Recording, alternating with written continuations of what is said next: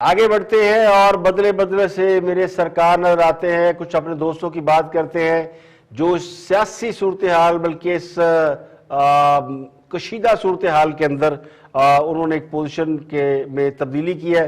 ذرا آپ بھی دیکھیں ہمارے دوستوں کا پوائنٹ آف ویو جنہیں آپ دیکھتے ہیں 2-3 سال سے ان کا پوائنٹ آف ویو کیا تھا یا کیا ہے اور اب کیا ہے. ذرا دیکھیے اور انجوائے کیجیے. آپس کی بات ہے کہ آگے بڑھنے کے لیے آگے بڑھنا ہوتا ہے اور آگے بڑھنے کے لیے کچھ اقدامات اٹھانا ہوتے ہیں. اور اب آپ کو معلوم ہے کہ 1 سال سے بھی کم عرصہ رہ گیا. 1 سال کاؤنٹ ڈاؤن جاری ہے. کسی وقت بھی الیکشن ہو سکتے ہیں. یہ اب اپوزیشن بھی سمجھ چکی ہے اور حکمران جماعت بھی. لیکن اس میں آپ کو یاد ہوگا, اب کہہ رہے ہیں آپ آف دا ریکارڈ ہے, تو وزیر اعظم عمران خان اگر اس وقت الیکشن میں جاتے ہیں جج صاحب, تو کون سا ایسا پروجیکٹ ہے, کون سا ایسا ان کا ہے دکھانے کے لیے. تو یہ بات ان کو سوچنی چاہیے کہ اب تھوڑا سا آگے بڑھنا چاہیے. 3 سال جس معاملے میں جو ضائع ہوئے, 3 سال وہ ایک نعرہ لگاتے رہے اکاؤنٹیبلٹی کا, احتساب کا, صرف اور صرف. اور یہ احتساب کے معاملے میں وہ بالکل کیا کہنا چاہیے عقیدے کی حد تک. لیکن جو آخری نیب آرڈیننس آیا ہے جج صاحب, اس کے بعد حقیقتاً نیب کو تالے لگ چکے ہیں. تو تبدیلی سرکار کا خام خواہ کے وفاداروں نے پورا جوس نکال دیا. یعنی اب وہ یہ کہہ رہے ہیں جاگتے رہنا, 3:30 رہنا. خان صاحب کا حمایتی میڈیا بھی یہ مان گیا ہے کہ حکمران جماعت نے 3 سال ضائع کر دیے اور خان صاحب نے 3 سال میں عوام کے لیے کچھ بھی نہیں کیا. اب یہ جو پچھلے 3 سال سے میرے جیسے سادہ لوگ عوام کو بتا رہے تھے کہ تبدیلی آ چکی ہے, دشمن کو فتح کر لیا گیا ہے, معیشت کو پر لگ چکے ہیں, کہیں سے تیل نکل آیا ہے اور کہیں بڑے بڑے منصوبے لگ رہے ہیں, ڈالروں کی بارش ہو رہی ہے. آج وہ خود اللہ جانے کس منہ سے یہ کہہ رہے ہیں کہ خان صاحب نے کون سا ایسا کام کیا جو عوام کے سامنے پیش کریں گے. تو شرم سے ڈوب مرنا چاہیے ان کو جن کو 3 سال اس عوام کی چیخیں بالکل سنائی نہیں دی. حکمران جماعت کی ہر نالائکی کو نہ صرف جسٹیفائی کرتے رہے بلکہ عوام کی آنکھوں میں مٹی ڈالتے رہے کہ سب ٹھیک ہے, بس عوام کو نظر نہیں آ رہا. تو وہی لوگ جو کل ڈالر کے 170 روپے پر جانے کے فضائل قوم کو بیان کرتے رہے, یہ ہے وہ لوگ. ان کو آج بتانا چاہیے کہ نہیں, خان صاحب نے 3 سال میں بڑے کام کیے. خان صاحب نے لنگر خانے کھولے, خان صاحب نے پناہ گاہیں بنائی, اور خان صاحب نے انڈے کٹے بچوں سے جو کاروبار کیا اس سے ماشاءاللہ سارے قرض اتر چکے ہیں. تو بتائیں نا. اب ہمارے کچھ دوست, یہ نہیں کچھ اور دوست, وہ یہ کہتے ہیں کہ وہ جو یعنی یہ حکومت کے کاموں کی بڑی تعریفیں کیا کرتے تھے, روزانہ عوام کو خوشخبریاں سنایا کرتے تھے, ان کا سکرپٹ بدل دیا گیا ہے. یعنی گواہان اپنے بیانات سے مکر چکے ہیں. اب دوسروں کا سافٹ ویئر اپڈیٹ کرنے والوں کے اپنے سافٹ ویئر اپڈیٹ ہو چکے ہیں. اب جن لوگوں نے بھی جھوٹ کے نقاب چڑھائے ہوئے تھے ان کے نقاب آہستہ آہستہ اتر رہے ہیں. اب ہمارے دوست یہ کہیں گے کہ ہم تو یہ سب کچھ اس لیے کر رہے تھے کہ ہم کسی جادو کے حصار میں تھے, تو اب ان کی کون مانے گا. یہاں پہ لیں گے ایک بریک, اور بریک کے بعد واپس آئیں گے اور بھی ہم موضوعات آپ کے ساتھ شیئر کریں گے. ہمارے ساتھ رہیے گا.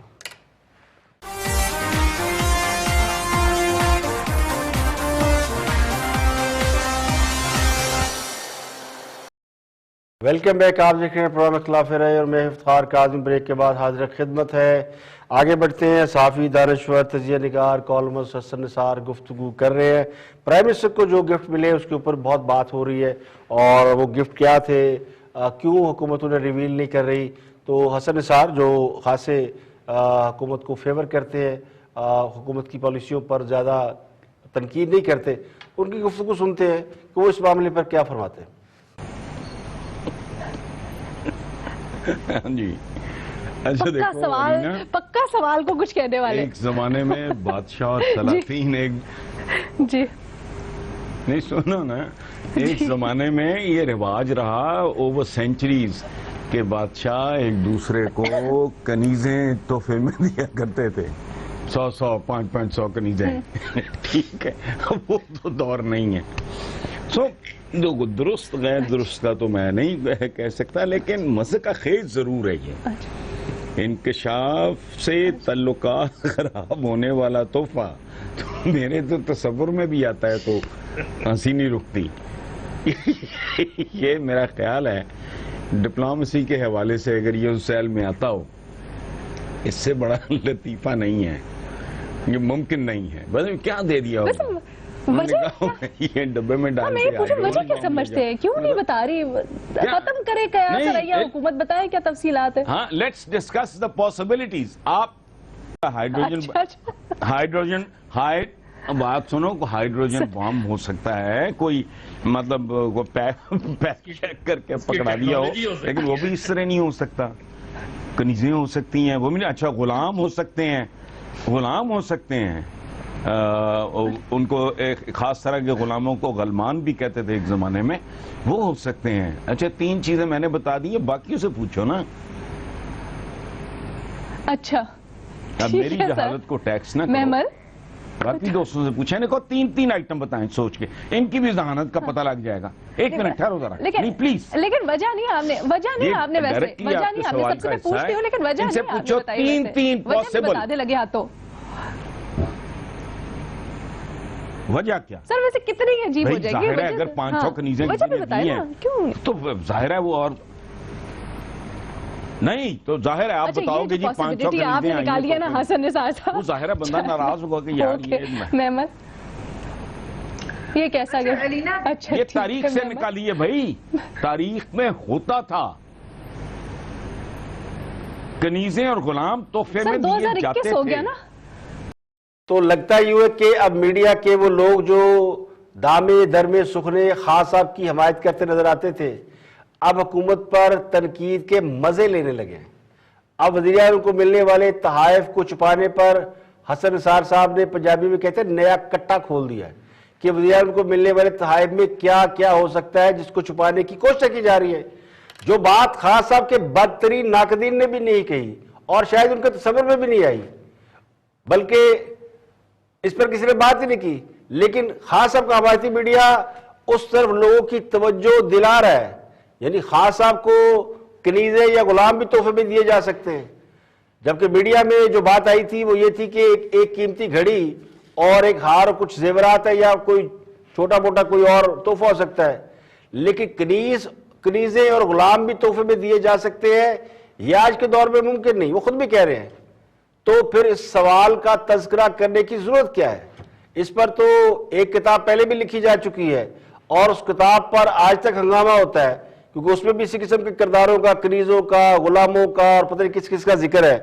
اب حسن نثار صاحب اس پہ مسکرا بھی رہے ہیں اور انہوں نے اپنی بات بھی کر دی ہے اور توجہ بھی دلا دی ہے کہ چھپانے کی ایک وجہ یہ بھی ہو سکتی ہے کہ کچھ تحائف ایسے ہو جو کہ اب اگر کسی کو کنیزیں اور غلام ملے تو وہ تھوڑی بتائے گا جی مجھے کنیزیں اور غلام تحفے میں دیے گئے. ویسے تو آج کے دور میں ہوتا نہیں, لیکن اگر یہ تحفے تحائف عرب شہزادوں کی طرف سے آئے ہیں تو پھر وہاں تو کچھ بھی ہو سکتا ہے, وہاں تو آج بھی قبائلی روایات پر عمل ہوتا ہے. تو میرا نہیں خیال کہ کنیزیں اور غلام ہوں گے, لیکن جنہوں نے یہ بات کی ہے ذرا ان سے تو پوچھنا بنتا ہے نا کہ ان کے ذہن میں یہ اس طرح کا حسین خیال آیا کیسے.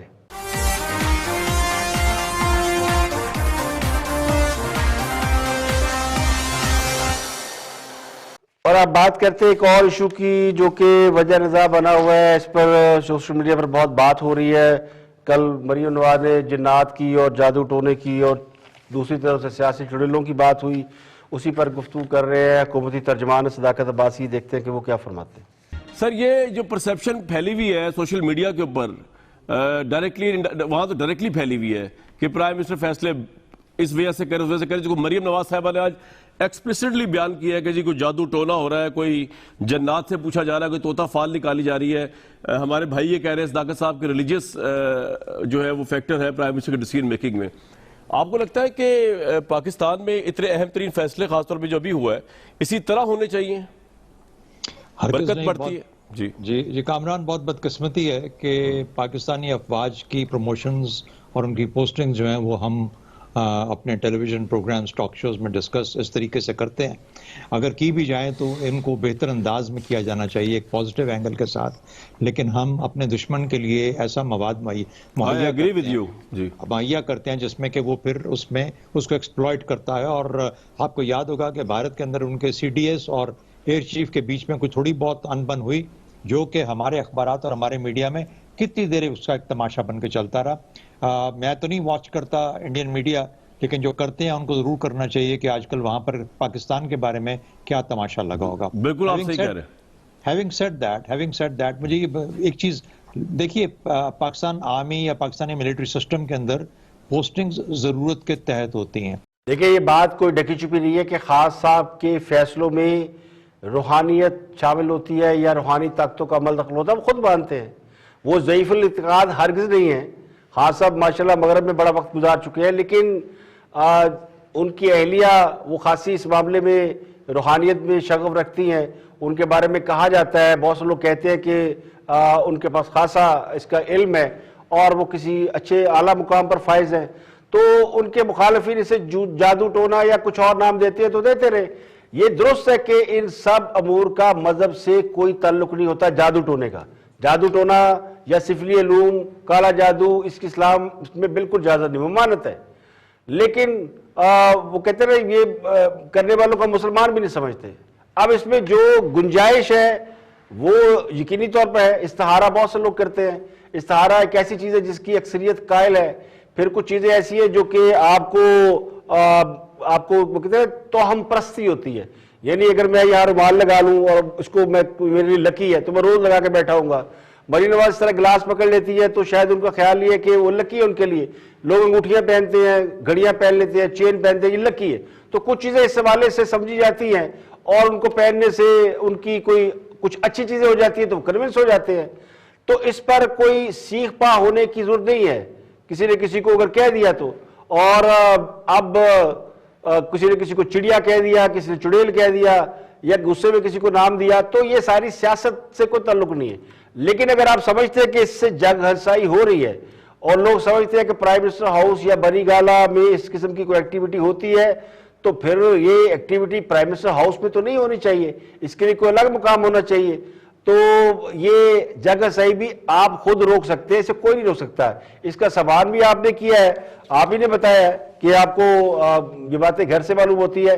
میں بالکل اس بات کے حق میں نہیں کہ کوئی خاص صاحب کی فیملی کو لے کر یہ بات کرے, لیکن بات خاص صاحب کی فیملی کی نہیں ہو رہی, خاص صاحب کے اعتقاد کی بات ہو رہی ہے کہ خاص صاحب کا اعتقاد کیا ہے, اور اسی پہ میرا خیال ہے ڈیبیٹ ہونی چاہیے, اور اسی پہ بات ہوئی. اور یہ صرف آپ کھینچتان کے اگر جب ان کو ان کے گھر پہ لے جائیں گے تو پھر ظاہر ہے غصہ خاص صاحب کو بھی آئے گا اور لوگوں کو بھی آئے گا. تو یہ معاملہ ان کی فیملی کے حوالے سے بالکل نہیں ہے, خاص صاحب کے اپنے اعتقاد کے حوالے سے. اور اگر وہ سمجھتے ہیں کہ اس کو ڈسکس نہیں ہونا چاہیے, اس کے اوپر بات نہیں ہونی چاہیے, تو پھر اس کا ان کے پاس کوئی نہ کوئی حل ان کو خود نکالنا چاہیے, ورنہ تو لوگ باتیں کریں گے. اب بنی گالا کے حوالے سے, کیونکہ بنی گالا میں ہم تو جا نہیں سکتے, وہ رہائش گاہ ہے اور پرائم منسٹر ہاؤس بھی ہے آلموسٹ, تو جو لوگ وہاں جاتے ہیں وہ خاص طور کے قریبی لوگ وہی بتاتے ہیں کہ بنی گالا میں روحانی قوتیں موجود ہیں.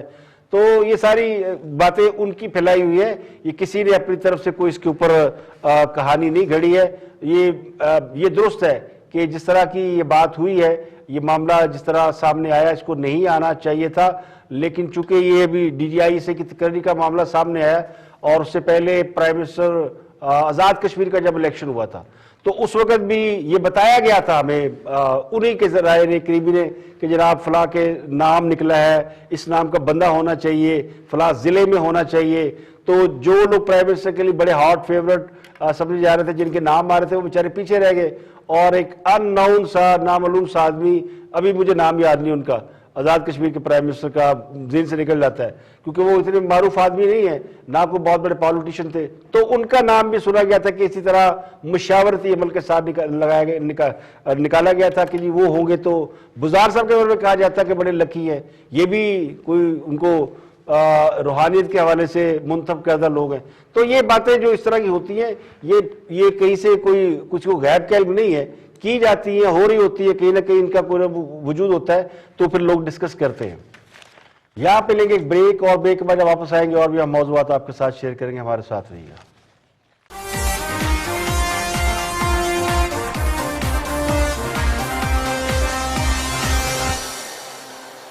Welcome back. آپ دیکھ رہے ہیں پروگرام اختلاف رائے اور میں افتخار کاظمی. بریک کے بعد حاضر خدمت ہے. بہت سے لوگ یہ باتیں کہہ رہے ہیں کہ موجودہ سینیریو میں پیپلز پارٹی کیوں خاموش ہے. پیپل پارٹی کی طرف سے کوئی بہت زیادہ بڑی پوزیشن نہیں لیا رہی. ملک میں جو حالات چل رہے ہیں DDI سے تقرری کو لے کے، چیئرمین نیب کے حوالے سے، نیب آرڈیننس کے حوالے سے، تو ایک لگتا یوں ہے کہ پیپل پارٹی بہت زیادہ اس کے اوپر بات نہیں کر رہی. کہیں اکا دکا پروگرام میں ٹاک شو میں ہو جاتی ہے، لیکن جو مین سٹریم قیادت ہے وہ اس پہ بات نہیں کر رہی. اس کی وجہ کیا ہے؟ اس کی وجہ بہت سی ہو سکتی ہے.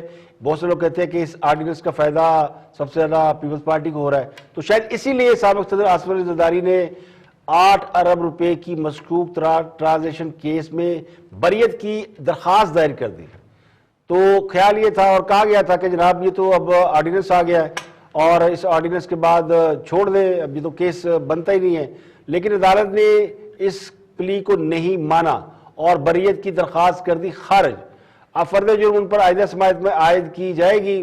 سابق صدر آصف علی زرداری اور ان کے وکیل فاروق نائک جو ہے وہ آج احتساب عدالت میں پیش ہوئے تھے اور آصف علی زرداری نے احتساب عدالت میں فرد جرم عائد کرنے کی بجائے بریت کی درخواست دی تھی، جس پر عدالت نے فیصلہ محفوظ کیا. اور بریت کی درخواست دیتے ہوئے کہا گیا تھا کہ نیب کا ترمیمی آرڈیننس آ گیا ہے اور اس کے مطابق یہ جو معاملات ہے اب وہ نیب جو ہے ان کو ڈیل نہیں کر سکتا تو بری کیا جائے. لیکن چونکہ نیب ترمیمی آرڈیننس کے حوالے سے بھی قانونی تقاضے پورے نہیں ہوئے تو عدالت نے کہا کہ بریت نہیں بنتی تو آپ پہ فرد جرم عائد کی جائے گی.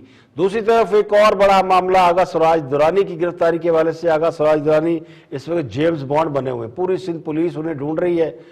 سندھ پولیس تو ظاہر ہے سندھ گورنمنٹ کے انڈر ہے، لیکن نیب والے ڈھونڈ رہے ہیں، نیب کی ٹیمیں ڈھونڈ رہی ہیں انہیں. وہ 24 گھنٹے گزر چکے ہیں یا 32 گھنٹے گزر چکے ہیں. انہیں کل سندھ ہائی کورٹ نے آمدن سے زائد اثاثے بنانے کے ریفرنس میں ان کی بیل کینسل کی تھی. تو نیب کی ٹیم نے کل ہی چھاپا مارا تھا ان کے گھر پر فوراً ہی، لیکن وہ نہ گھر پہ ملے نہ کہیں اور ملے. ان کے اور ٹھکانوں پہ ان کو تلاش کیا گیا. تو نیب کے لوگ ان کے گھر کو گھیرے ہوئے ہیں. ان کے مین گیٹ اکوی گیٹ پر نیب نے پوری سرویلنس کی ہوئی ہے. ان کے فون ٹریس کیے جا رہے ہیں، ان کے گارڈ اور ان کے کارکنوں سب سے پوچھ گچھ کی جا رہی ہے. لیکن یہ بھی اطلاع تھا کہ ان کے گھر میں گارڈوں کے علاوہ کارکنان بھی موجود ہیں اور انہوں نے اندر کسی کو جانے نہیں دیا. تو نیب والے باہر ہی کھڑے ہیں، اندر گھر کے جا نہیں سکے. اطلاعات یہ ہے اور اطلاعات یہ کہ نیب جو ہے ان کو فی الحال گرفتار نہیں کرتی. نیب کی طرف سے کہا گیا جی کہ انہوں نے ہر جگہ تلاشی لے لی ہے، انہوں نے اپنا اطمینان کیا ہے، لیکن وہ کہاں ہے کہاں پائے جا رہے ہیں ان کو نہیں معلوم. اب جب تک ان کی کسی فورم سے ضمانت نہیں ہو جاتی یا شیورٹی نہیں ملتی کہ انہیں گرفتار نہیں کیا جائے گا، میرا خیال ہے وہ اس وقت تک اپنے آپ کو وہ ہائیڈ اینڈ سیک کھیلنے کے نیب کے ساتھ کہ پھڑ سکتے تو پھڑ لو. لیکن وہ اس وقت پورا ایک جیمز بانڈ بنے ہوئے ہیں. اسپیکر سندھ اسمبلی اور نیب ان کے پیچھے پیچھے ہے اور وہ آگے ہیں. اور وہ جو خاموشی ہے وہ آج کے 2 فیصلوں کے بعد، ایک تو زرداری صاحب کی بریت نہیں ہوئی، فرد جرم عائد ہوگی اور آغا سراج درانی کو انہوں نے پکڑنا ہے. تو پھر دیکھیں توپوں کا رخ کس طرف ابھی اگلے چند گھنٹوں میں آپ کو نظر آ جائے گا.